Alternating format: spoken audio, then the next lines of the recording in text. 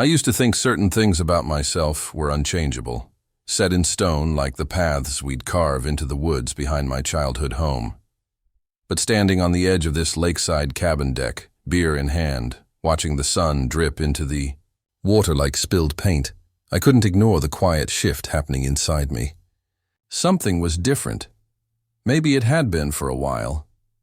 Liam was inside, rummaging through the kitchen for snacks he didn't need but always insisted on. I could hear him humming some old indie song, off-key but enthusiastic, like he always was. That sound, his voice, that damn humming, felt too familiar, too comforting. And that comfort was starting to feel a lot like something else. We'd been best friends since sophomore year of college. I was the straight-laced engineering major. He was the loud, artsy one who made everyone laugh and never shut up about how bad I was at matching my clothes. We worked somehow. I grounded him. He loosened me up. People joked we were married, and I always laughed it off, rolled my eyes. But now we were here, at this cabin in the middle of nowhere, taking our annual guys' trip, just the two of us this year. The others had bailed last minute, citing work and family. I should have canceled too, maybe. But I didn't. Maybe I wanted the quiet. Maybe I wanted time with Liam. The wooden floor beneath my bare feet was still warm from the day's sun. I could smell the pine trees and the faint, lingering smoke from our earlier attempt at a campfire. It should have been peaceful, but my chest felt tight, like it was holding something in. I glanced back through the open sliding door. Liam was bent over the counter, arguing with a bag of trail mix. His shirt had ridden up slightly, revealing a strip of skin above his jeans. I looked away too quickly, too sharply. God, what was I doing? This trip wasn't supposed to be different, but it already was. He turned suddenly and caught my eye through the screen, grinned. "You want chips or popcorn for our terrible movie night?" I forced a smile. Surprise me. And just like that, he was back to humming again, shuffling through bags, oblivious to the storm quietly building inside me, oblivious to how I kept watching him just a little too long, how I wasn't sure if I wanted this trip to end or never end at all. Something was changing. I just didn't know how to name it yet. Liam and I met in a dorm laundry room, of all places. I'd accidentally taken his clothes out mid-wash, in a rush to clean my only dress shirt for a last-minute internship interview. He'd walked in, stared at his damp, half-washed clothes on the table and just said, "Well, this is how supervillains are born." I laughed. He smirked. And that was it. We became friends. Over the years, we fell into each other's lives, in that seamless, inevitable way that doesn't feel like a beginning, just a continuation of something that had always been. From late-night study sessions and crappy takeout dinners to crashing music festivals and bad karaoke performances, we lived in each other's pockets. He knew exactly how I liked my coffee. I knew when his silences meant something deeper than just being tired. What made it special, though, was that he never asked me to be anyone other than who I was. He didn't flinch when I was quiet or awkward in social situations. He teased me, sure, but never in a way that made me feel small. With Liam, I could just exist. That night, after our half-burnt dinner and a movie we didn't finish because we kept making fun of the plot, we dragged ourselves to the bedroom only to realize one of the sleeping bags was missing. We both stared at the single one left, on the bed, then at the couch, then back again. "You want to rock, paper, scissors for the floor?" I offered, rubbing the back of my neck. He smirked, already peeling his hoodie off. "Or we just share. You're not afraid of a little body heat, are you?" I snorted. "I'm not cuddling you." "No promises from me," he said with a wink, and I rolled my eyes, pretending the flush in my face was from the whiskey.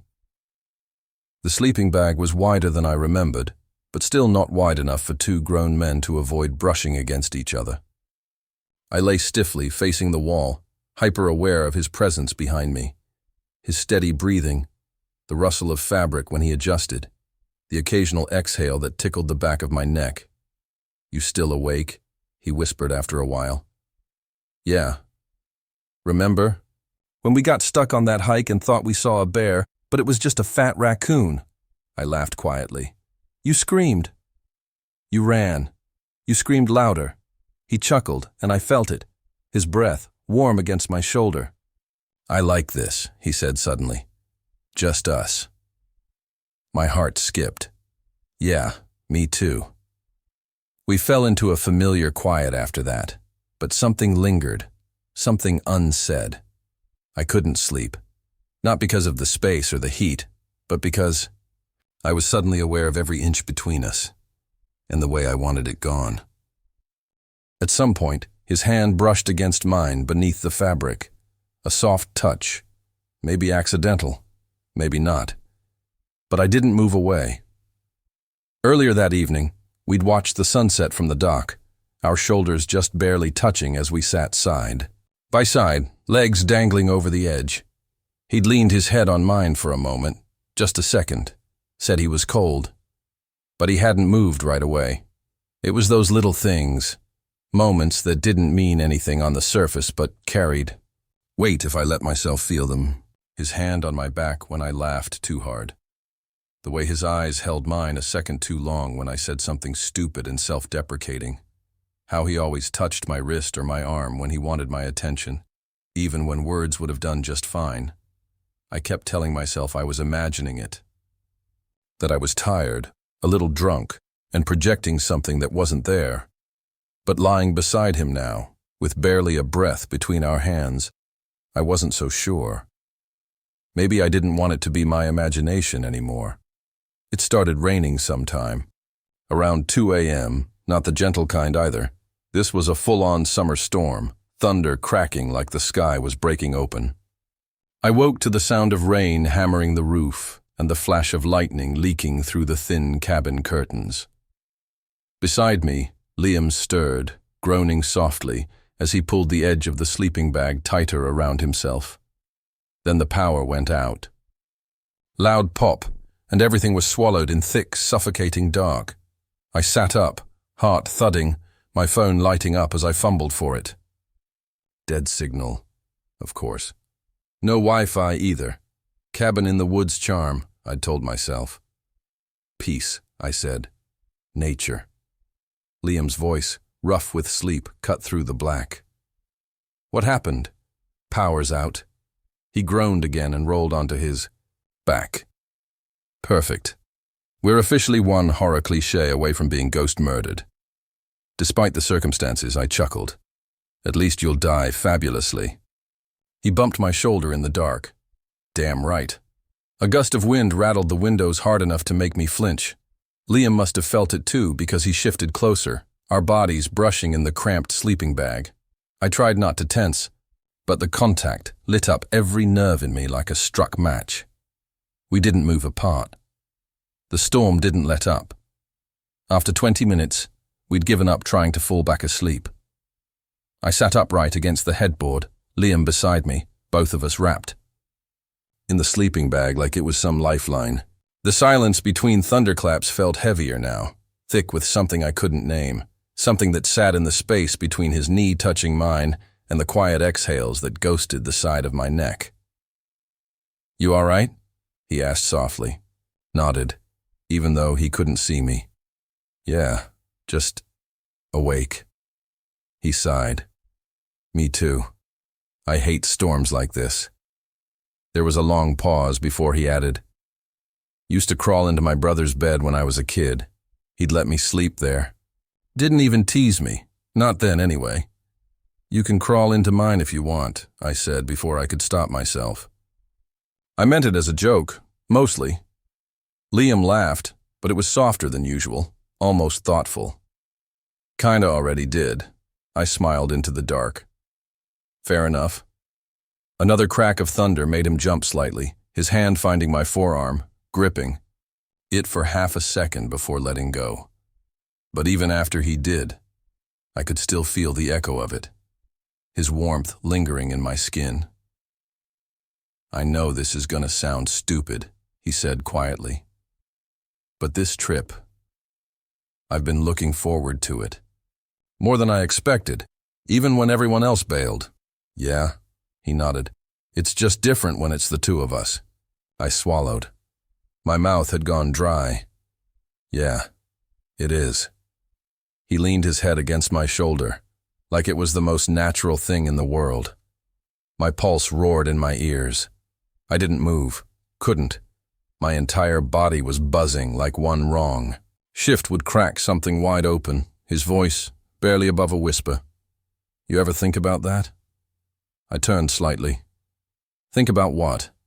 His head stayed resting on me, but his voice was a bit shakier now. How things are with us. I wanted to say yes.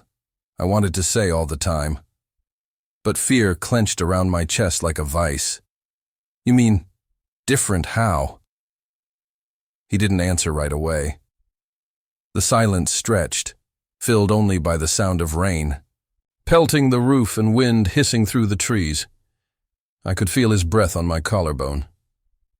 Never mind, he said finally, voice quiet. Just me being weird. It's not weird, I said too quickly, too firmly. He pulled back slightly, just enough to look at me. Even in the dark, I could feel the intensity in his gaze, like he was trying to read something in me I wasn't. Sure, I could hide. I looked away. I'd never been afraid of much. I was the grounded one, the rational one. But this scared the hell out of me. Because if I admitted how often I thought about him, about us, if I even let myself imagine what it might mean to feel this way, to want him, it would change everything. And yet, not admitting it was starting to hurt. I don't want to mess this up, I whispered, more to myself than to him. His voice was soft but steady. Me either. He placed his hand back on my forearm, this time not letting go. His thumb moved in slow, absent circles, and I couldn't pretend it didn't feel intimate, familiar, like something we'd done 100 times in another life. The storm raged on outside, but inside the cabin, it was quiet again, and closer. His head found its way back to my shoulder, his breath warm against my skin. I let my head rest on top of his, my heart thudding against his temple. No words, just closeness, just tension, heavy and electric and real. I didn't know what tomorrow would look like, but in that moment, I knew I wasn't imagining this, and I wasn't sure I wanted to pretend anymore. The storm passed sometime just before dawn. I hadn't slept. I lay still, my eyes trained on the ceiling, listening to Liam's steady breathing beside me. His hand never left my arm, and I never asked him to move it. I couldn't bring myself to break the contact, like it was the only thread holding me together. The room had lightened, the sky outside shifting from black to a hazy gray-blue. Dampness clung to the air. The rain had stopped, but the scent of wet earth and pine filtered through the screen door we'd cracked open in the middle of the night. Liam stirred beside me, his grip loosening. I closed my eyes, pretending I was asleep, but it was too late. He was already sitting up, rubbing his face with the heel of his hand. "Morning," he said, voice low and raspy. I opened my eyes slowly. "Hey," he stretched, his hoodie bunched up at his waist, revealing a strip of pale skin again. I looked away instinctively, and he caught it. I could feel his eyes on me, just watching. "Sleep okay?" he asked. I shrugged. "Not really." "Storm, I hesitated. That, and other stuff." He didn't answer, just nodded and stood, pacing toward the kitchen with slow, dragging feet. I sat up, pulling the blanket tighter around my shoulders, suddenly cold despite the warmth in the room. We were quiet as we moved around the kitchen. He made coffee. I cleaned up some of the clutter from last night. But the silence wasn't the usual, easy kind. It buzzed under the surface, thick with everything we hadn't said. He handed me a mug. "You seem off." I took it, not meeting his eyes. I am. He leaned against the counter, folding his arms across his chest. Okay. So talk to me. I swallowed hard, the coffee bitter on my tongue. It's nothing. He gave a quiet laugh, frustrated, not amused. Don't give me that. Not after last night. I looked at him, really looked at him. His hair was a mess, eyes tired but sharp. There was something vulnerable in his posture, shoulders slightly hunched, like he was bracing for impact. I didn't mean to make things weird, he said after a moment. I don't want you to feel uncomfortable. That's not it, I said too quickly. I set the mug down with a soft clink. My hands were shaking. Then what is it? His voice cracked just slightly, and that did something to me. Broke down the last of my defenses. I leaned back against the kitchen island, gripping the edge like it might keep me grounded. I don't know how to explain it, I said quietly. I've been trying to, for a while now. He didn't interrupt. Just waited. I looked up at the ceiling. I've always thought of myself as straight. That's never been a question. Until recently. Until you. Liam's breath hitched. I don't know when it changed, I went on. Maybe it's been gradual, maybe I just ignored it. But lately, being around you, it's like everything's louder. Every word you say, every time you touch me, I feel it. And it's not just because we're close or because I'm confused. It's because I stopped, my throat tight. I couldn't say it. Not yet. Not out loud. He stepped forward slowly, closing the distance between us, his expression unreadable. Because you what? He asked softly. I looked at him. His eyes were glassy, scared, hopeful. My pulse thundered in my ears. I think I'm in love with you, I said, barely above a whisper. And I don't know what the hell that means for me. But I can't keep pretending I don't feel it. He didn't move for a long moment. The silence stretched, heavy and terrifying. Then he exhaled shakily. You don't know how long I've wanted to hear that. My breath caught. What? He laughed once, small, stunned, almost disbelieving.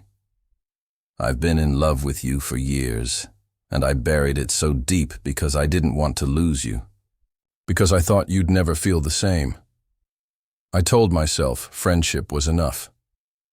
That it had to be. I blinked. You never said anything. I didn't think I could. He shook his head. You were straight. You dated girls. I didn't want to make you question yourself or ruin what we had. You didn't ruin anything, I said quickly. If anything, I think I've been waiting for you to say something so I wouldn't have to. He stepped even closer, now just a breath away. So what now? My chest ached. I don't know. I'm still figuring it out. But I know I don't want to ignore it anymore. His hand reached up slowly, like he was giving me time to pull away.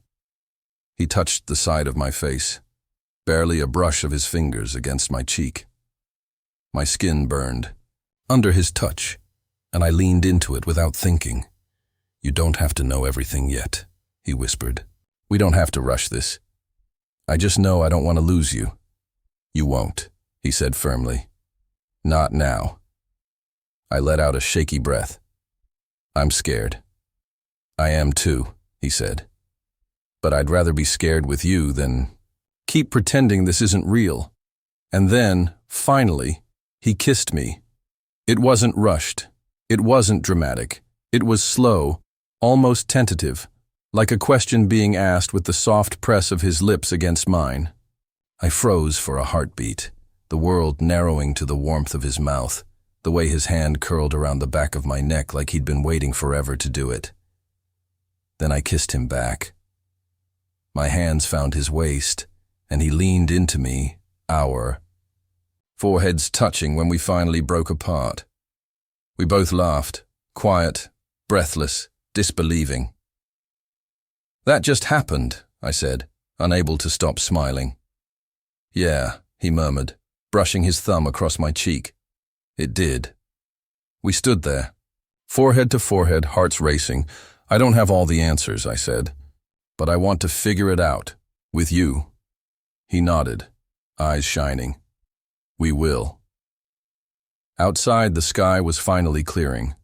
Sunlight filtered through the windows, soft and golden, catching in the steam rising from our abandoned coffee mugs, and, for the first time in a long time, I didn't feel confused or lost. I felt seen, wanted, loved. The rest of the morning felt like we were moving through a different world, one where everything looked the same, but nothing was. The sun broke through the clouds, golden light pooling on the hardwood floors of the cabin. Birds started up somewhere outside, their calls sharp in the damp silence left behind by the storm. But in here, everything was softer, warmer.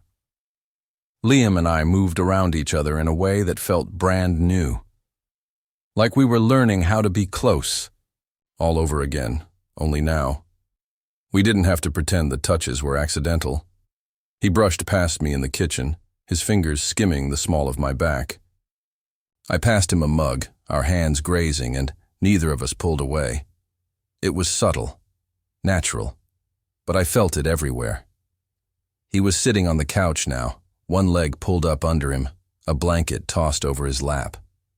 I joined him close. Closer than I would have yesterday. My thigh pressed against his and he didn't move. His fingers toyed absently with a loose thread on the blanket, then shifted to trace slow circles against my knee. "I still can't believe you said it first," he teased, eyes flicking toward mine.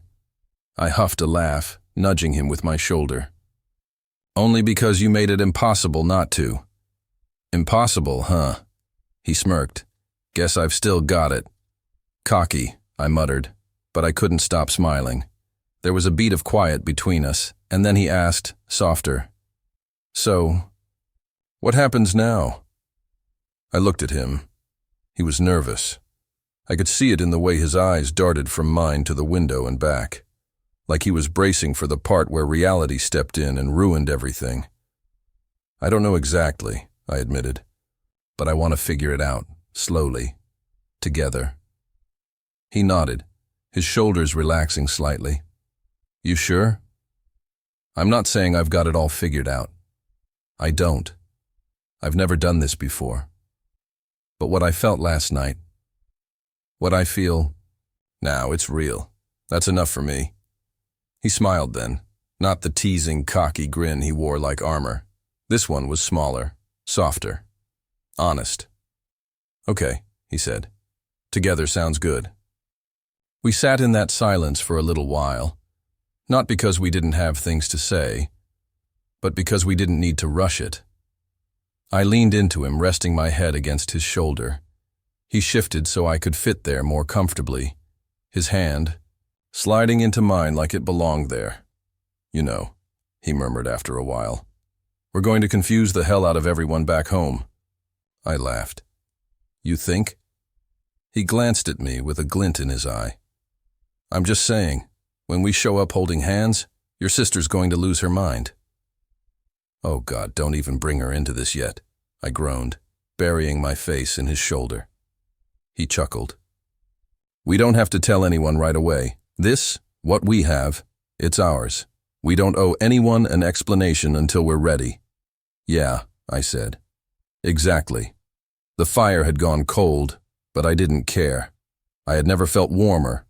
Then I did, pressed against him like this, his hand in mine, his heart just under my cheek, beating calm and steady. For once there was no fear, just clarity, just him. He turned his head, pressing a kiss to my hair. "I'm glad it was you," he said quietly. I looked up at him. Me too. Outside, the sun kept rising. The day stretched ahead of us, unwritten, uncertain, but full of possibility, and for the first time in a long time, I didn't feel like I was walking into the unknown alone. We had time. We had each other, and that was more than enough to begin. The next morning, the world felt brighter. Clear skies stretched endlessly above the mountains, sunlight dancing across the dewy trees. Everything outside was clean and quiet, washed fresh by the storm, and somehow that mirrored exactly how I felt inside. Liam and I packed up the cabin in companionable silence. But this time, every moment hummed with a new kind of awareness. He'd brush past me, and his hand would linger against mine. I'd glance over at him, and he'd already be looking back, smiling in that soft, unguarded way he reserved just for me. We didn't need to talk about it constantly. The change between us didn't demand fanfare or declarations every 10 minutes. It just was, steady, real, and settling in like it had always been meant to happen. When we loaded the last of our stuff into the trunk, he turned to me, his sunglasses hanging from the collar of his shirt, his hair still messy from sleep. "Hey," he said. "Before we head out," I tilted my head. "Yeah?" He reached into his pocket and pulled out the old key to the cabin, the one we always left under, the chipped flower pot on the porch. He held it up between us. "I was thinking," he said, fiddling with it, "next year, same weekend, we come back." "Like a tradition?" I asked, a smile tugging at my lips. He nodded. "Yeah, just us. No pretending, no what-ifs. Just us being whatever this is." I stepped closer, gently taking the key from his hand. "Okay," I said. "But next time, I'm picking the playlist. No more of your weird indie folk bands that all sound like sad lumberjacks," he scoffed. "Excuse you, those sad lumberjacks got us through a torrential downpour and an emotional crisis." I grinned. "Fine. One lumberjack band. That's my compromise." He laughed and shook his head, reaching out to lace his fingers with mine. I let him. I wanted him to. That small, simple gesture felt bigger than anything we'd said so far, like a quiet promise we were making to each other. The drive back down the winding roads was filled with lazy conversation and shared playlists. Occasionally, he'd rest, his hand on my thigh, and I wouldn't flinch. I'd just place mine over his, anchoring us both. As we neared the edge of town, the real world began to creep back in. Texts from friends, work emails, the buzz of obligations. And still, I wasn't afraid. Not anymore. We stopped for gas on the outskirts, the sky already starting to blush with late afternoon sun. While I filled up the tank, Liam wandered over to the convenience store and came back with 2 iced coffees and a pack of sour gummy worms, my favorite. He handed them to me wordlessly, and I raised an eyebrow. "Bribery," he said, sipping his coffee. "So you won't ghost me now that we've kissed?" I snorted. "You think I'm that easy to scare off?" He gave me a lopsided grin. "Kinda hoping not." I leaned against the car, chewing a gummy worm thoughtfully before glancing over at him. "I don't know exactly where this is going," I said, "but I want to find out." Liam's gaze softened. "Me too." We stood there for a moment, the late sun casting long shadows across the lot. People moved around us, strangers with their own stories, their own lives. But ours had just started a new chapter, one I never saw coming, and it felt right.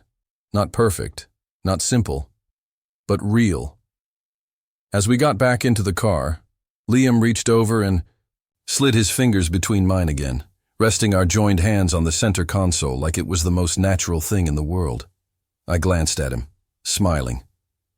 "Next year, huh?" "Yeah," he said, squeezing my hand. "Next year, and the one after that. However long you'll have me." I didn't answer right away. I didn't need to, because I wasn't looking for an ending. I was looking at a beginning, and he was right there beside me.